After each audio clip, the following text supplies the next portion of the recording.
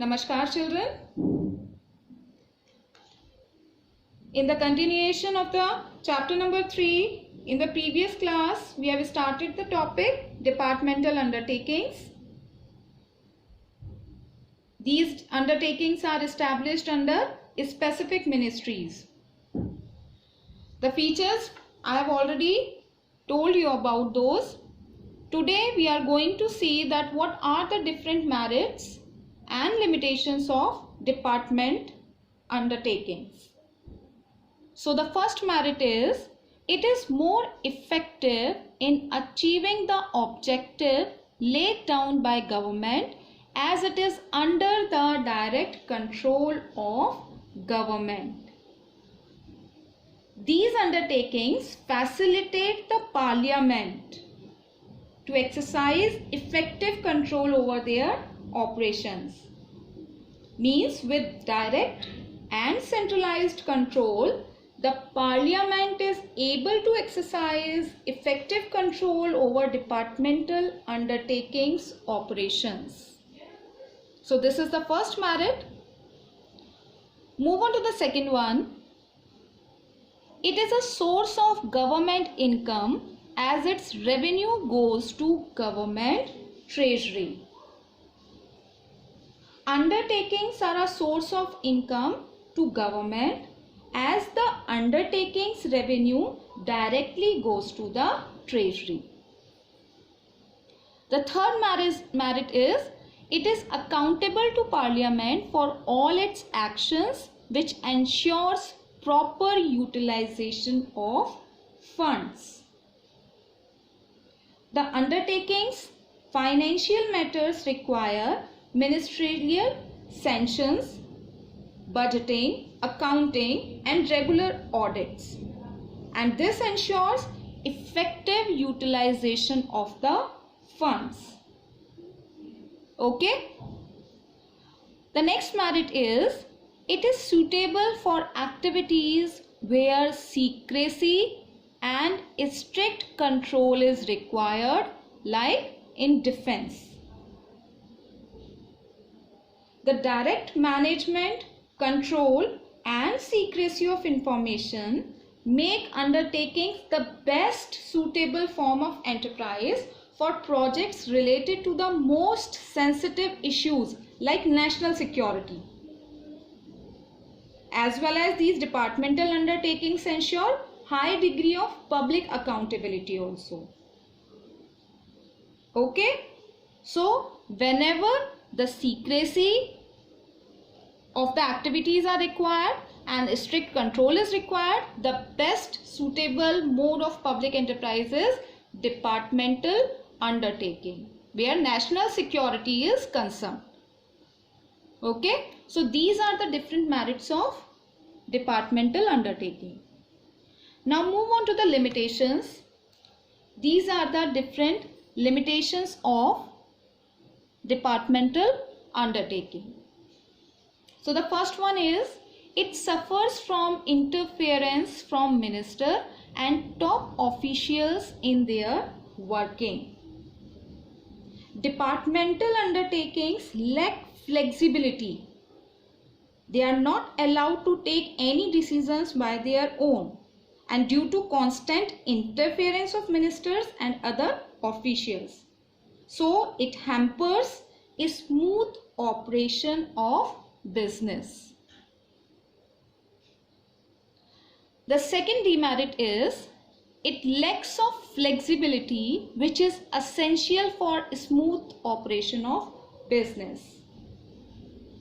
There is delay in decision making as every decision needs approval from the concerned ministry.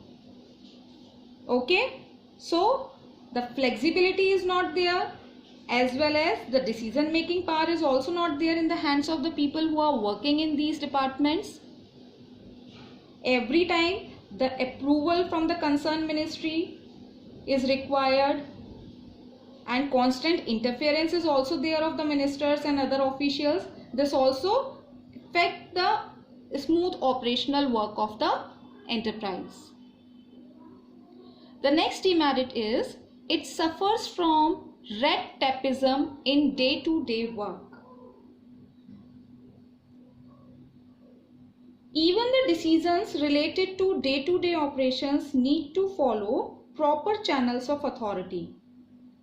This not only invites red tapeisms but also discourages officials to take measures for future growth. The meaning of the red tapeism, what is the meaning of this term? That companies need to follow too many rules due to bureaucracy in the government departments, and this acts as an hindrance to timely decisions or actions. Okay? So, it generally discourages the officials to take any kind of actions for the future growth of the business. The next demerit is these organizations are usually insensitive to consumer needs and do not provide goods and adequate services to them. Okay? The undertakings do not focus on consumer satisfaction. Consumer satisfaction is not the main motive of these organizations. That's why these are not competitive in providing services to consumers. Okay? The next demerit is such organizations are managed by civil servants and government officials who may not have the necessary expertise and experience in management. The employees or heads of the departments lack motivation as they do not have any authority to take decisions while managing business. At the same time, there is no incentive for efforts made to maximize profits. In fact, the promotions are on the basis of seniority instead of performance. So, the conservative and overcautious approach of government does not allow undertakings to take risky business ventures also. Okay? If we talk about one more demerit is also there, that these departments are subject to budgetary control of government. Means the financial support is there from the government only. So these organizations have no freedom to utilize the revenue earned by them. And they cannot plan any long term of project by their own. Because all important decisions are generally influenced by the political interest of concerned ministries. That's why number of places these departmental undertakings are lacking in growth.